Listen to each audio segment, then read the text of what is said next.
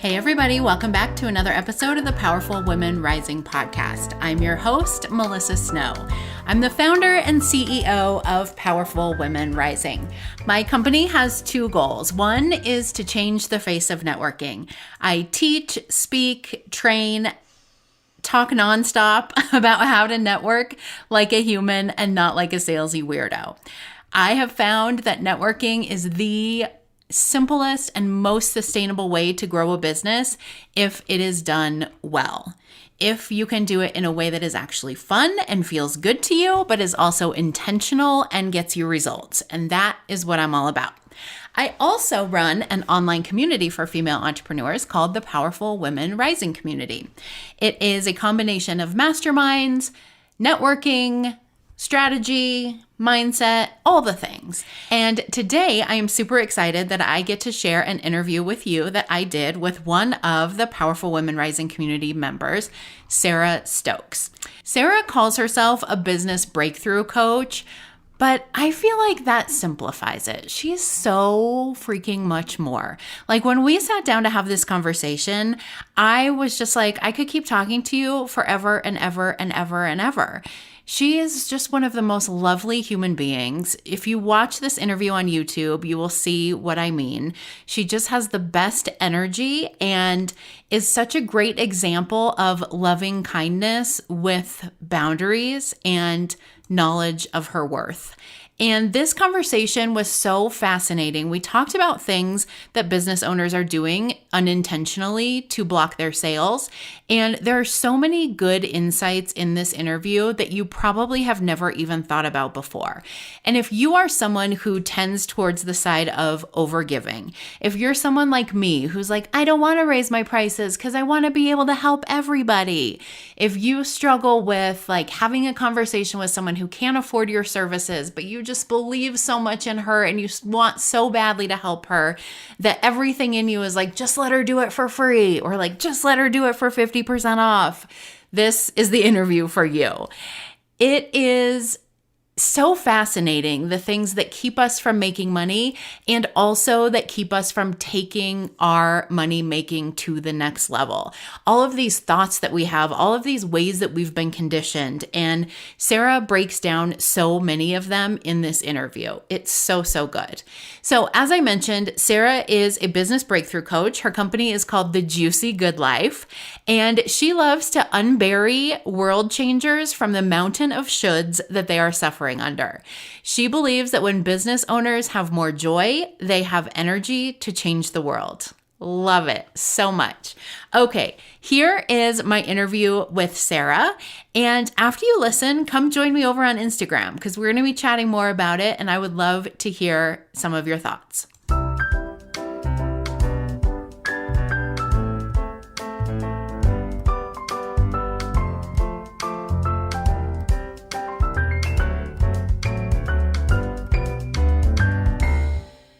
Hello, Sarah. Welcome to the podcast. Thank you so much for having me. I cannot wait, Melissa. Yes, I'm super excited to talk to you this morning. So before we dive in, tell everybody a little bit about you and about what you do. Okay, so I call myself a business breakthrough coach, and that's because I really do love seeing the breakthroughs businesswomen have. And I'm especially good at helping the overgiver, the overwhelmed woman, the open-hearted human who really wants to just make this world better through her business. And she might be like trying to do all the things, and she might be neurospicy or neuromagical. But when we get to working together, she just like begins to truly love who she actually is. And we get to de-shoulding her operation so we can make room for joy. So that's what I do in the world. And it's like truly the best. So my company's called The Juicy Good Life. I'm here to help you live yours. And I like to roll up my sleeves and get to work. I love that. We were talking before we started recording about some of the carryovers from being a dating coach and being a business coach. And that whole relationship with yourself is such a huge, huge part of both. It's everything. So I do believe, as I've been in business 10 years with myself, I've been dating myself for 10 years in business. Our businesses, I think, are divinely sent to help us heal. Because what brings up all of our stuff? Oh, hi, growing a business. And we're going to talk about sales today. That's going to kick up all of our stuff. And Yep. so, yeah, you're coaching from the dating world and business world. It all, you don't check your life at the door. It just, you bring yourself to everything you do, dating or business growth or whatever. For better So, or yeah, worse. yes. So, us like becoming just more of who we are just helps everything. Yeah, for sure. I agree. So we're talking about sales today. This is a huge topic, obviously. I feel like we could probably do a six-parter on this also, but I won't hold you to that today. But this sounds like a very basic question, but I want to know your definition of sales or selling. Well, I think just bottom line, sales is service. Now that's cliche, but what at the end of the day, you have a solution for someone. Even if you're selling something that other people might be like, well, how is art a solution? Well, it beautifies someone's life. It gives them something to appreciate, right? You are selling a solution. So I believe sales is just the energetic exchange of your solution for their resource of money, right? They say, hey, I would like to invest in what you have to offer. And you're helping them, they're helping you. It makes the world go around. Yeah. Mm-hmm. Perfect. I wanted to be really clear on that definition because I think a lot of times, and we're going to talk about this, some of the reasons that people, especially women, hate selling is because they have this idea in their head of like, it's taking people's money or like convincing people to give me money. And that mindset makes sales very difficult. So, can you talk a little bit about that and maybe some of the other reasons that women in particular find selling difficult? Yes. Wow. Talk about a place where we have been conditioned to not show up. Money, right? The exchange of money, being visible. So, number one, bottom line, the stigma around sales in our own minds, whether you experience that and you have like daily evidence of it, the stigma is huge. And then there's the brain, the neurology of it all, the threat to our safety of being visible and putting yourself out there for judgment. You have two things right there that'll shut us all the way down. So, the stigma, the thing I realized as I have matured as a business owner, as I have been the woman with the knees shaking underneath the table, closing those big deals, those, everything from, Melissa, I've sold $5 like ads in my magazine, all the way up to a $250,000 contract. And they all feel the same to my nervous system. But as I've matured, I realized the stigma is because we forget we're not prey. It's not a predator prey thing, but we can easily slip into that and forget that we have our no. So when I want to help a woman sell more, because hi, your business growth depends on us showing up for sales, and to have all the compassion for yourself because you're working against conditioning and stigma and brain science.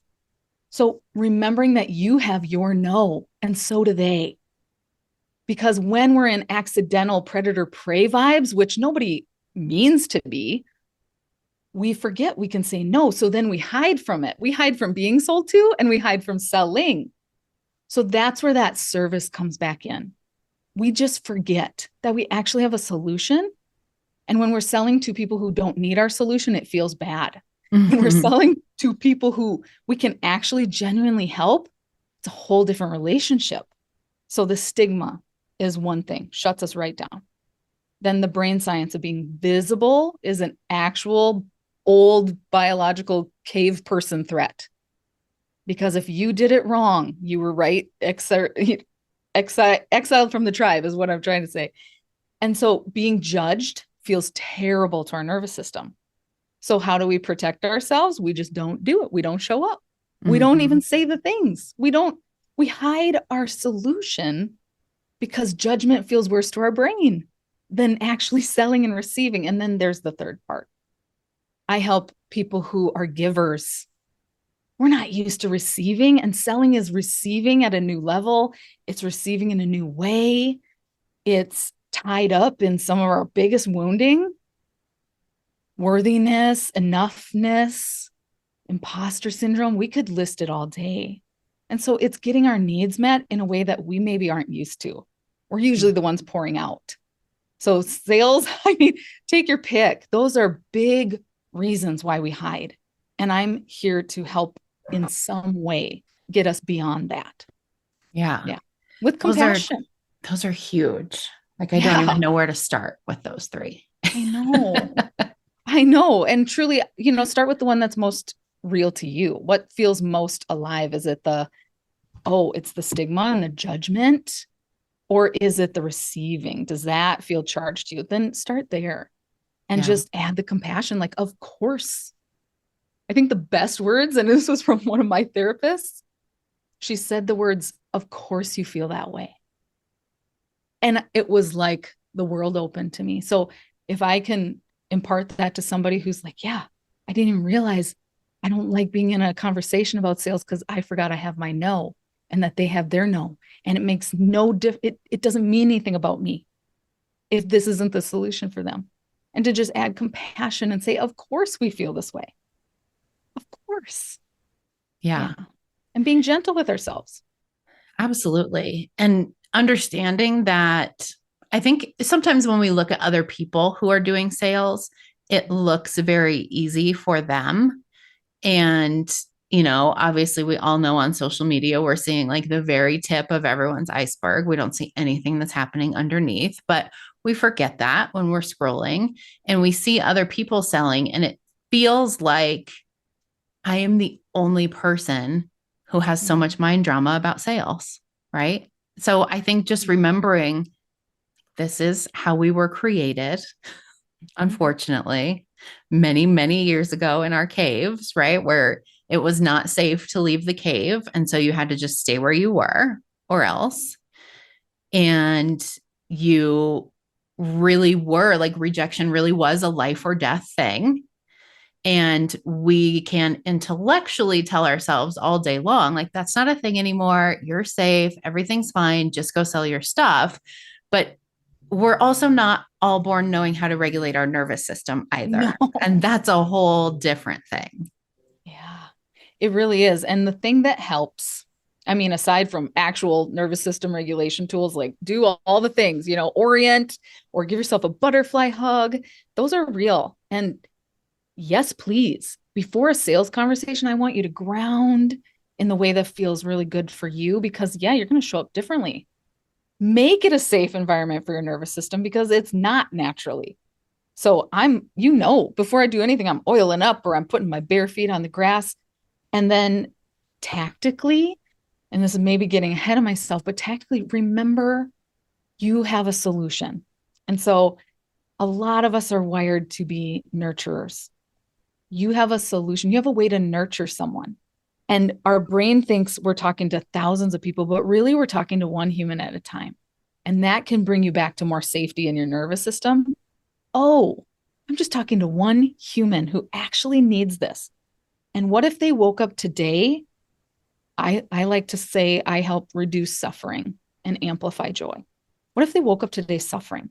And that usually gets me out of my own brain and my own head and gets me out of my own way to show up for them. And it is usually enough to get me going and to be like, okay, the people who this isn't for are maybe going to judge me, but I'm here for that person who woke up today needing what I have to offer. Yeah. And that usually helps. Yeah. Yeah. I used to have the very similar conversation with myself before sales calls when I was doing dating and relationship coaching, because that would feel very stressful. Like you don't know what the person's going to say. You don't know what is going to happen. You don't know what their objections are going to be like, but I would always ask myself before the call, like, what if this call she has with you today is the thing that not only changes her life, but it's also going to change the life of her future husband. It's going to change the life of her child, right? Like how differently is her child going to grow up now with a mom who understands and models what a healthy relationship is? And how is that going to carry over for generations and generations? I mean, not that I'm so great, but that the work that I'm facilitating with her is going to have that impact. I tell people that too with networking events. People get so stressed out about going to networking events. And I always say, Ask yourself if you knew that your next best friend was in that room, or if you knew that your next client was in that room, would you go? Of course, the answer is yes. So go and And guess go where your with next that best friend energy. is? Right. Yeah. And that's where they are. They are Yeah. there. And they're Yeah. just And go waiting for with that you. energy. I think that's huge when it comes to sales too, right? Like we know what it feels like to be on the other end of a sales call with somebody who is like, oh my gosh, I just raised my prices. I'm really stressed out about that. I don't know if it's worth it. I feel really bad asking this person to pay this much money, but I really need money and I haven't made a sale in 9 years. Like they don't actually say that, but you can feel that energy as Mhm. opposed to the energy of somebody on a sales call that is like, listen, I have this service. It's amazing. It's going to change your life if you're ready. This is the investment. If you're not ready, that's great too. Yep. Do you want this? Yeah, totally. And I know that this analogy is so different, but it's so true. Like, would we ever be like meeting a surgeon who's going to do an operation on us? And if they're wishy-washy about, I don't know if you can afford this, and I haven't done that many of these, we'd be like, heck no. Right. So just find the places you do feel rooted and confident and work from there. Because yeah, we're Mm-hmm. all in our heads. We're Mm-hmm. all the person selling the offer, the person buying the offer, we're all freaking out in some way. So to just open up that heart and say, this is where I'm really good. Would you like me to help you? Or this is where my product is so amazing. Would you like it? And we don't have to have the rest figured out. Just find the one nugget where you're so solid, and that just changes that energy. You're so right. We can totally feel it. Yeah. Yeah. Mhm. So you mentioned that you work a lot with women who are givers and nurturers and caretakers, and we just want to love everybody and help everybody and save everybody. And that I think poses its own unique set of challenges when it comes to sales. And I don't know if you have this experience, but a lot of my clients struggle with feeling like a bad person for charging, right? Mhm. Or like she really needs this thing, but she can't afford it. I Mhm. should just give it to her because I know it will help her, right? And if I don't, what does that say about me? Mhm. Have you had that experience and how do you help people with that? All the time. So Mm-hmm. normal. And what I say to that is when we overgive, we are creating premeditated resentment, and it's actually not helping them. So if you think about fast forward, 5 months, if you guys have a service client relationship and you, out of what seemed like a really good place, overpromised or, undercharged, didn't charge at all, you're not showing up in the same way as you would show up if you're in full alignment, no resentment. So it is worth it. Now, your brain may not be on board for a while, but it is actually in their highest good for you to show up truly in your integrity, truly in your full alignment, no resentment. And for people who are like, what is she talking about? Full alignment, no resentment. You can't show up if you are struggling financially and your brain's busy thinking, I'm not getting paid enough to even serve this client anymore. Then what are you even doing for them? You're distracted. They're wondering what's going on, or maybe they're not even getting the full benefits. And in the end, it's a lose lose. So to have that sweaty 10-minute conversation on the front end, that if they truly cannot afford it, that it's actually not in the highest good for you to come down on your price because you have to be supported so you can hold that energy and hold the space and the container that you promised them. So Mm-hmm. it's if we can fast forward and see how will this actually not be in service to her or me or them or me, that's when we usually can work through that squirm. The savior thing is real. That's old wiring too. And for us to be lovingly onto ourselves about how, and I'm a white female, right? And I do not pretend to know all the things, but saving has been baked into the DNA of just, if you want to get into all of that, like we we default go there. But in the end, it's actually not in the service to everyone. So if you then can't get there, I ask the next question when I'm helping somebody like overcome this. What free resources do you already have out in the world?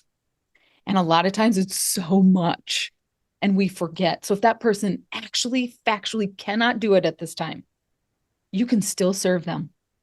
Your free resources, a referral to somebody who's maybe a better fit financially for them, bless somebody else's business.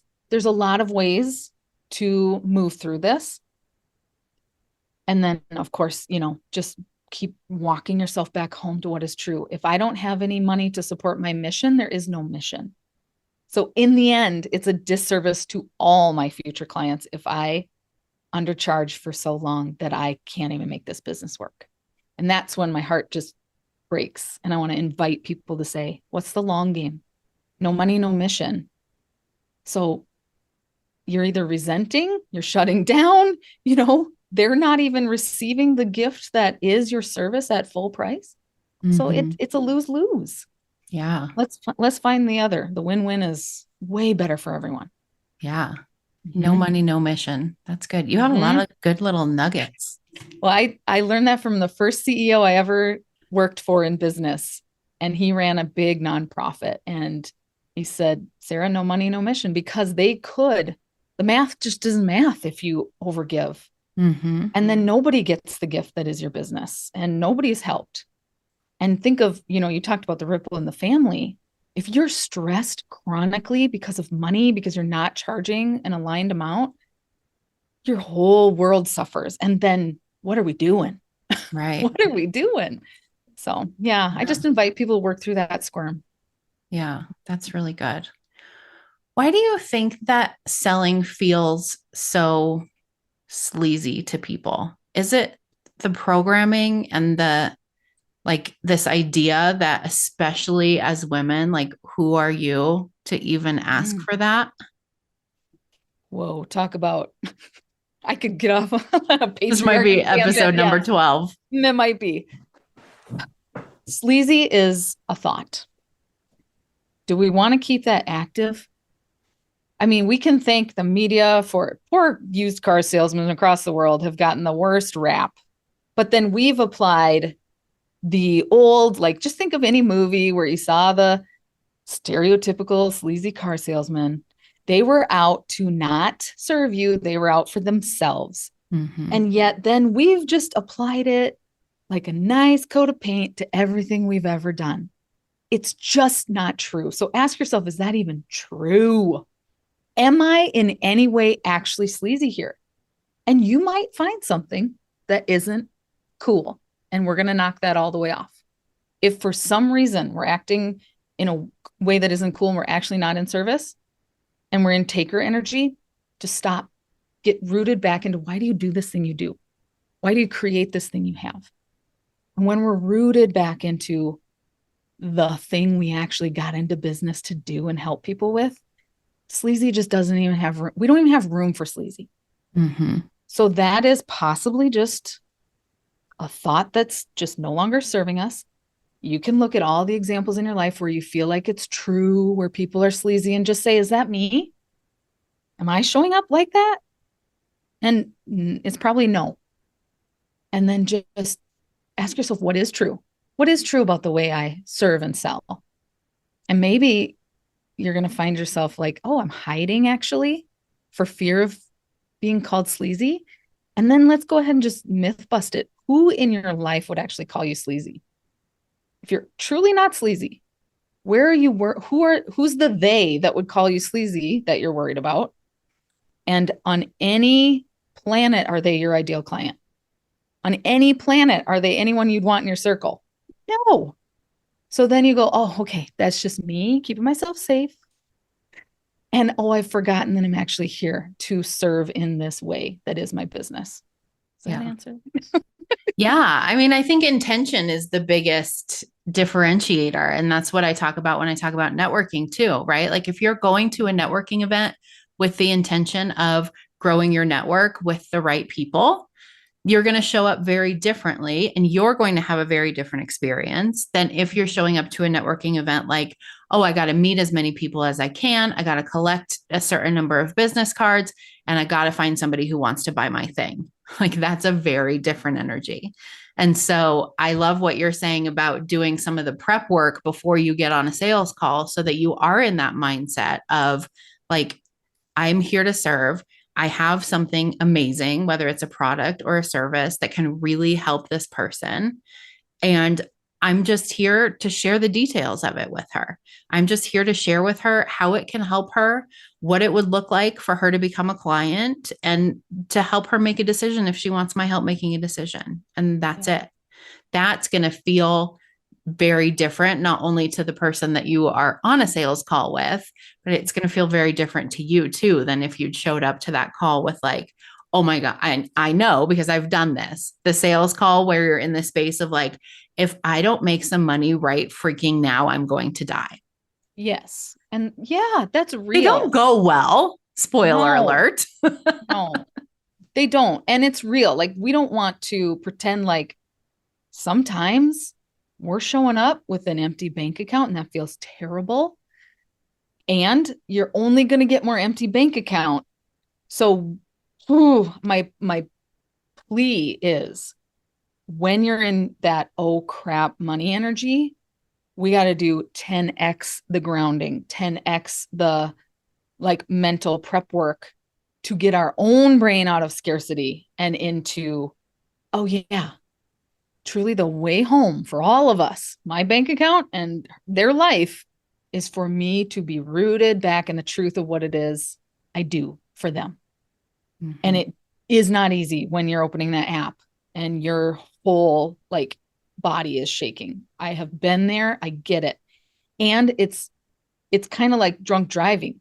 Don't do it. Don't do it. You do not, you do not want to get behind the wheel of a car when you're hammered, please. And same with if you've just opened that bank account and now you think you're going to go and have a great sales experience, don't do it.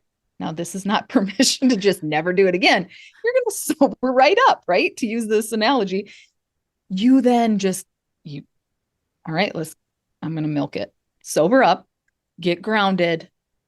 Really, we're not fit for sales at that time. Drink some water, eat a cheeseburger, go on a walk, hug a tree, 6 hours. Do your thing, right? All the tricks, kind of the same idea. But how often are we walking around truly under the influence of scarcity and trying to sell?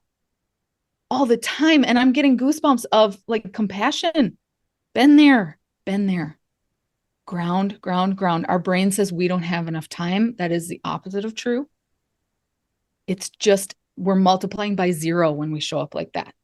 Mm-hmm. So if you guys, $5 in your bank account, it's not going to magically turn into $1 million if we're under the influence of scarcity. So take the extra time. Look at your client testimonials if you have them. Look at a nice comment on your Facebook page. Get back under the influence of abundance and then show up. So if you have a 9:00 call, do not open that bank account app if you are tending to go to scarcity, right? Just don't do it. Get yourself rooted and grounded and then show up. Mm-hmm. That will help a lot. Yes, absolutely. Yeah. So obviously showing up in the scarcity mindset or in this like desperation is one of the ways that we're blocking sales. And maybe we don't actually know that we're doing it. Sometimes we do. Other times I think we're like, no, I got this. Like, yes, that just happened, but I'm good. Yeah. What are some of the other things that you see women in particular doing that they might not realize are blocking their sales? Okay. We talked about already when we forget it's for them and not for us. Yes, we receive the energetic exchange of money, but when we forget who it's actually for, it's not for us. That's number one. Then when we're under the influence of scarcity, absolutely. When we're in our bank accounts, not in service. And then when we are not, and this one's sneaky, and I love calling it out, we're actually not a heck yes on our own offer. We do not show up for sales. We kink off that flow. Mm-hmm. And somebody will be like, what are you talking about? It's a great offer. Okay, I'm the should free lady. A lot of times I see people are not selling because they know their subconscious is so wise. They know maybe it's not priced to the point of actually being supportive and sustainable. Maybe they've added in all these like bonuses because they heard a webinar one time and they don't actually want to do any of them. So your innate wisdom will protect you by keeping you from selling any of it. So if you're like getting goose eggs all the time, let's revisit your offer. Are you actually a heck yes on your own offer? Find the shoulds in there, radically erase them. I want to like, let's get crazy on our de-shoulding, because when you are like energetically a match for your own offer, you show up in a whole different way. And you're like, this is awesome. It's so different than, oh my gosh, can I even do that? And we talk a lot about imposter syndrome in women in business.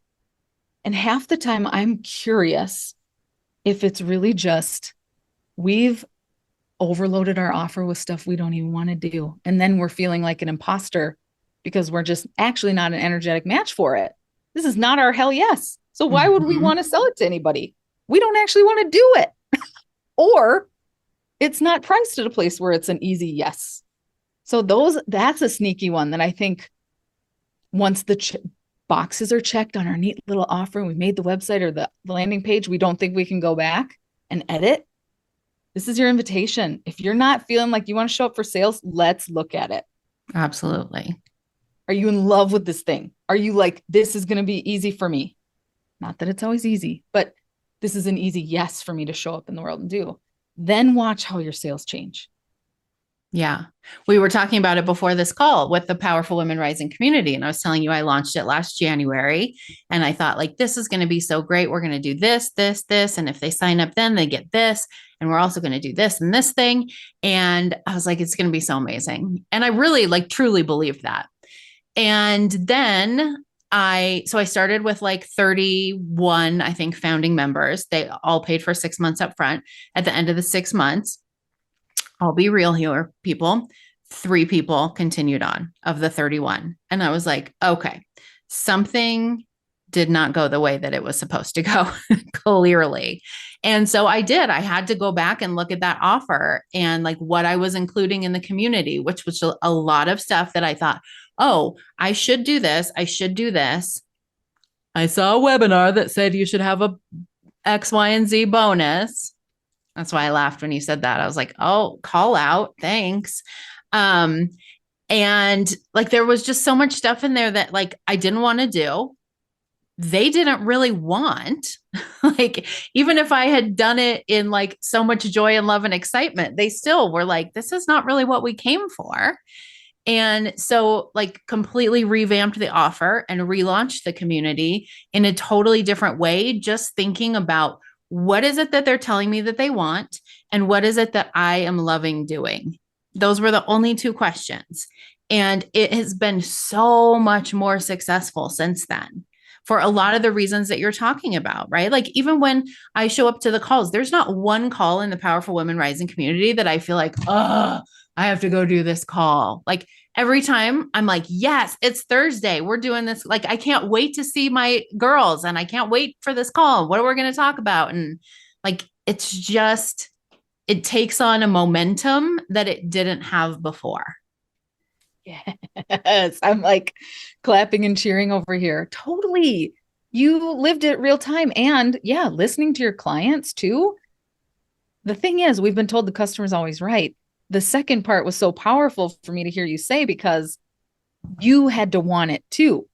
Yeah. My clients might want me to do marketing stuff that I don't do anymore. It's just a no, because I know we sabotage our shoulds somehow, whether it's re-ups in your beautiful group, or if it's we don't show up to sell, we always find a way to kind of sabotage and blow up those shoulds because they are not meant to be there. They're just not meant to be there. And that people pleaser in us takes one to know one. I will call myself out for this. We think because we can do the thing, then we should do the thing, right? Just because I can read you your 10 o'clock news does not mean I should be doing that anymore. I'm really good, and so are you, at a lot of things we do not need to be doing anymore because we don't want to. 100%. Yeah. So there has to be a want to, or the energy is going to fizzle out. Yeah. And sales takes all the energy. So let's just eradicate what isn't working, and not from a place of who says this isn't working for me. Check in with yourself, check in on what are your clients resonating with, and go. It's not the webinar. I do webinars, but I only want people to take what resonates and leave the rest. Mm-hmm. Because we will drown in shoulds in business. Mm-hmm. That's what keeps us exhausted, under earning, and kind of bitter in the end. 1,000%. Not helpful. Yeah. Yes. So you've touched on some of these already, in terms of like things that people can start doing right now to help them if they feel stressed out about sales, if they feel like gross about sales, or they just know like something isn't working because I'm not making sales. You talked about the grounding, just like feeling your feet on the ground and reminding yourself, like, this is where I am. I'm safe. Everything's good. I think even just like taking a couple deep breaths can make a huge difference sometimes. You talked about doing, it has a technical name. I can't remember what it is. Yeah, I can't remember either, but self-hug. Yep. Giving yourself a hug. Self-love. Yes. What are some other things? Is there anything else that you recommend that people can start doing like right now that will help them to increase their confidence and start to enjoy selling more? Absolutely. Thank you. If I could just insert a mental checklist and write it down, if that helps you. First of all, you are going to ground. Then I want you to visualize it going so well. So many of my most successful moments in sales have come because I took 4 seconds to imagine that moment where they're like, where do I sign? I can't wait to work with you. And this has gone from every kind of sale I've ever made. It helps. And it's not just woo. It's literally activating your brain to say, this is the outcome I would like. And now it doesn't take away their sovereignty. Don't worry about it. Just if it's a no in the end, it does not matter. It's the next one. Just do that. Next, please don't make it a no mean anything about you or your product or service. You're practicing. You are always looking for that ideal client, and it really doesn't mean anything about you. So put that, like, I will not use this as a weapon against myself, on your checklist. And then tactically, one of the best tools I can truly ask that your listeners do is make a top 10 list before any sales call, and just have it on a sticky note by your computer or wherever you are.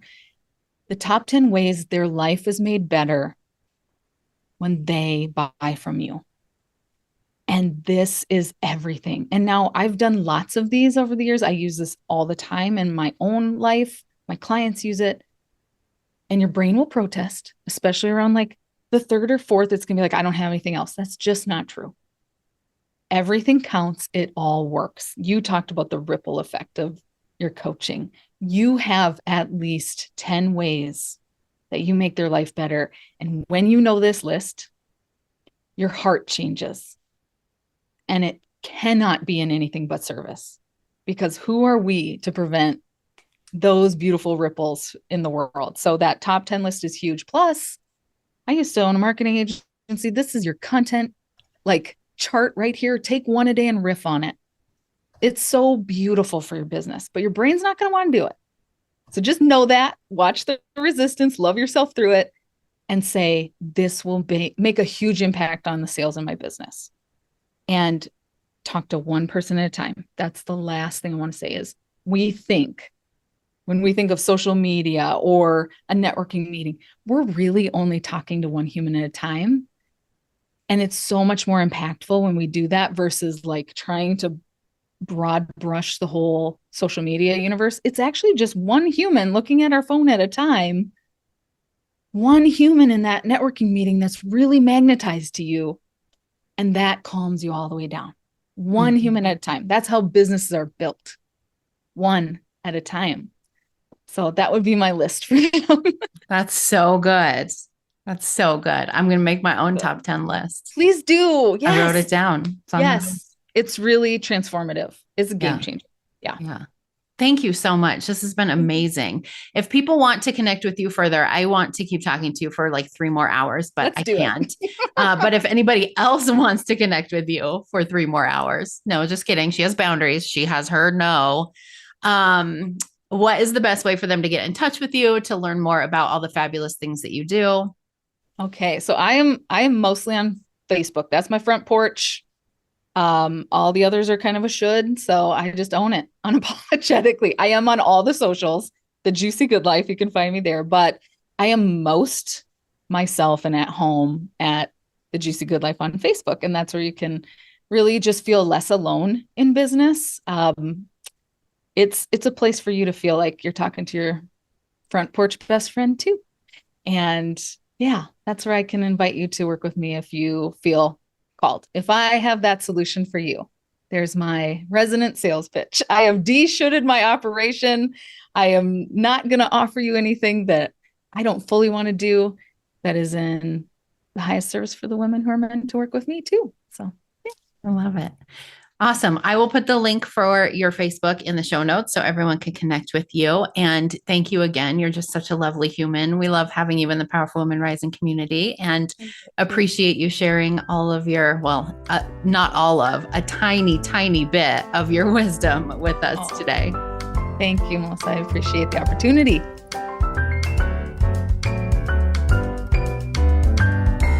Thank you so much for listening to another episode of the Powerful Women Rising podcast. If you love this podcast, you can support me and the podcast by subscribing, following, joining me on Instagram, sharing this episode or another episode with somebody that you know would love it, and most of all, by leaving us a review. You can leave a review on Apple or on YouTube, and by doing so, you help those platforms know this is a great podcast and you should show it to more people. So I would love it if you would take a couple minutes and support us in that way, and I look forward to chatting with you again next week.